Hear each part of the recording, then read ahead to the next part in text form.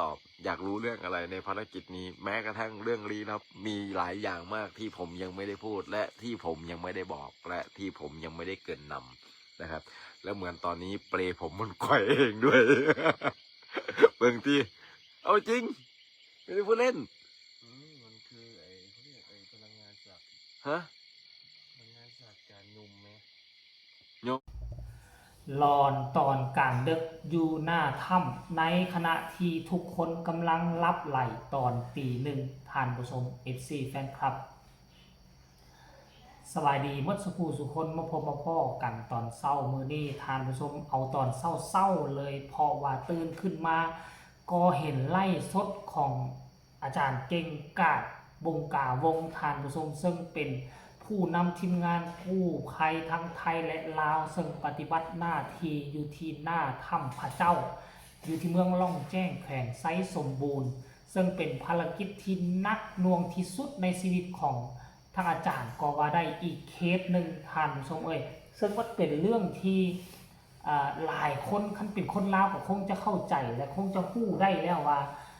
มันก็หลีกเลี่ยงบ่ได้เรื่องสิ่งลี้ลับสิ่งเล่นลับเพราะว่าอยู่ให้มันเป็นจุดใจกลางของป่าอยู่ในป่าดงพงไพร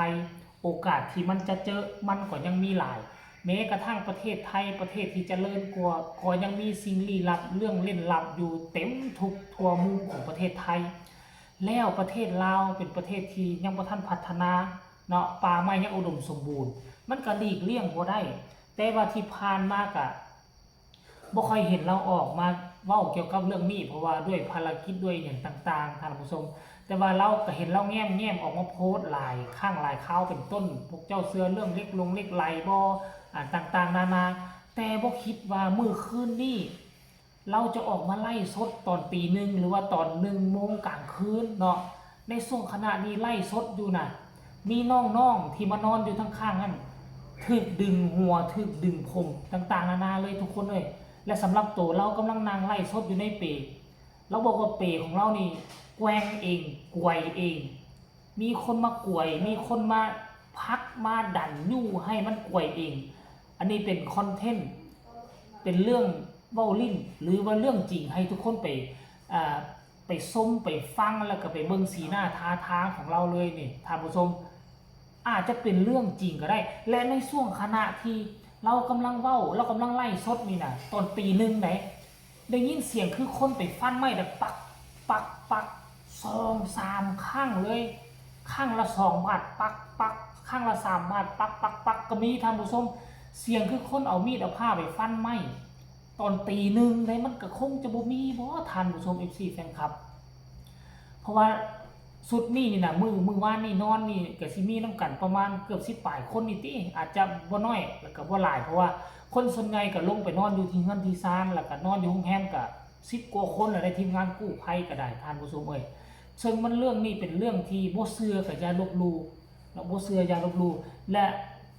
เรื่องเราของเกี่ยวกับปากถ้ำแห่งนี้เกี่ยวกับถ้ำแห่งนี้ก็บ่ธรรมดามันเป็นเรื่องเรากล่าวขานของคนในชุมชนอยู่แล้วเนาะรายละเอียดให้ทุกคนไปชมไปฟังจากปากของอาจารย์เก่งกาจว่ามันเป็นแนวใดท่านผู้ชมไปฟังแล้วก็วิเคราะห์พร้อมๆกัน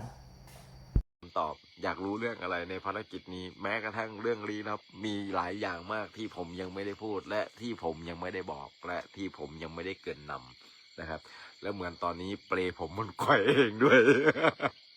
เบิ่งที่เอาจริงไม่ได้พูดเล่นมันคือเขาเรียกพลังงานจากฮะพลังงานจากการยุ่มไหมโยมยังคือโยมเอาเบิ่งนี่เป๊กไว้เองการคุณเราบางคนเป็นยังเบิ้งบักคางผมมีซีดดูนี่ไอพอดีน้องย้ายเข้ามานอนวันเนี้ยมานอนข้างๆโดนดึงหัวนอนไม่หลับต้องบอกเป็นความรู้นิดนึงเนี่ยเปผมเนี่ยไกวแรงมากตอนเนี้ยเนี่ยนะครับเขาแค่หยอกไม่มีอะไรมากคนเราอ่ะไม่ว่าคนหรือผีหรือสัตว์ไปอยู่ที่ไหนอ่ะถ้าจะอยู่ด้วยกันได้ด้วยความรักและผูกพันอย่าทำตัวเป็นใหญ่อย่าทำตัวจานเฟมสิขาดเลยดิฮันจานบอกคนเศร้ากวยเนี่ยบอก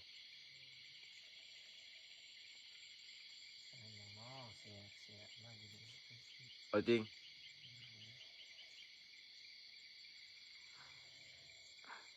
ผมพูดถึงนี่แล้วป๊อด400 กว่าคนเข้ามาดูไลฟ์สดคืออย่างนี้ เมื่อกี้ผมพูดถึงว่า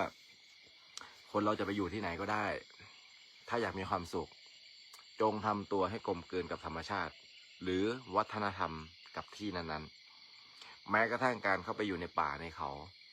ถ้าไม่อยากให้ผีป่าผีเขารบกวน ก็จงอย่าทำตัวเป็นใหญ่ในพื้นที่นั้นๆ อย่าห้าวนะครับดังนั้นทุกพื้นที่มีสิ่งที่เกิดก่อนเรา สิง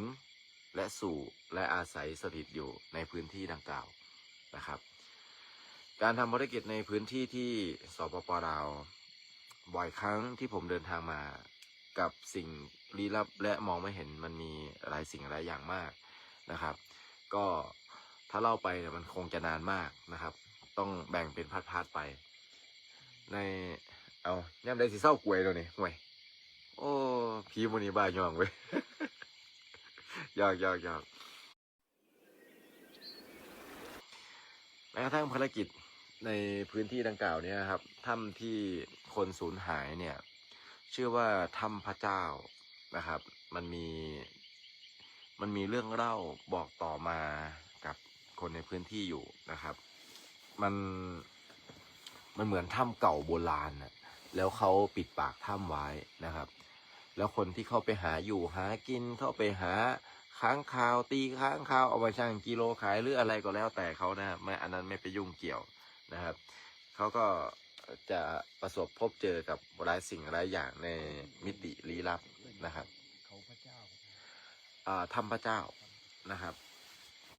เห็นบอกทุกคนได้ฟังกันแล้วผมจะรู้สึกได้ไดสำหรับตัวค่อยคิดว่าคงจะบ่แม่นคอนเทนต์ระดับอาจารย์เก่งกาจระดับอาจารย์ติงลีบ่มีว่าอยู่สิมาสร้างเรื่องขึ้นมาเพื่อให้มันเป็นคอนเทนต์ทุกมื้อนี้เราเฮ็ดอยู่นี่แล้วก็เมื่อยพอแฮงแล้วอยู่สิมาสร้างเรื่องเป็นคอนเทนต์เรามีเส้นคนที่เคยอยู่กับป่าคนที่เคยเข้าถ้ำช่วยเหลือคนนี่เฮ็ดเวียกเกี่ยวกับเรื่องนี้แม้กระทั่งคนธรรมดายังบ่กล้าสัมนาทีที่จะมาเฮ็ดที่จะมาไปที่จะมาเข้าเรื่องแบบนี้นะที่จะมาเข้าเหตุการณ์แบบนี้นะถ้าบ่เป็นคนที่ใจเด็ดคนที่ใจกล้ามันบ่สามารถอยู่ได้ป่าดงพงไพรเราก็บอกว่าเฮามาอยู่บนป่าดงพงไพรบ่แม่นว่าเฮาสิมาเฮ็ดเป็นไงเฮาต้องสามารถอยู่นำเขาได้เฮ็ดแนวใดสิให้อยู่นำกันได้บ่แม่นเอามาแล้วเฮาเป็นคนเมืองเฮาเคยถือเรื่องอันน่ะเทคโนโลยีเป็นหลักเฮามาแล้วเฮาก็ลบลู่เขานู่นนี่นั่นโอ้โหสิ่งที่มองบ่เห็นนี่อย่าสุคิดว่าเขาบ่มีได้ท่านผู้ชมซึ่งอาจารย์เก่งกาจแล้วก็เคารพนับถือเฮ็ดหมดทุกวิธีทางการนบการไหว้กันอย่างต่างๆแต่ว่าเมื่อคืนนี่มากวยฮอดเปมากวยฮอดอูกันนี่ป๊าดโถคันแม่นเฮานี่อยู่ได้บ่ซ้ำบ่นำน้องมานอนข้างๆกันถึกดึงผมค่อยก็คิดว่าระดับคืออาจารย์เก่งกาจระดับกู้ภัยระดับนี้อยู่คนนอนแล้วจะไปดึงผมแกล้งกันมันคือเป็นไปบ่ได้ตี 1 ตี 2นะมันคือสิบ่แม่นน่ะท่านผู้ชมเอ้ยและซ้ำบ่นำในขณะไล่สดนี่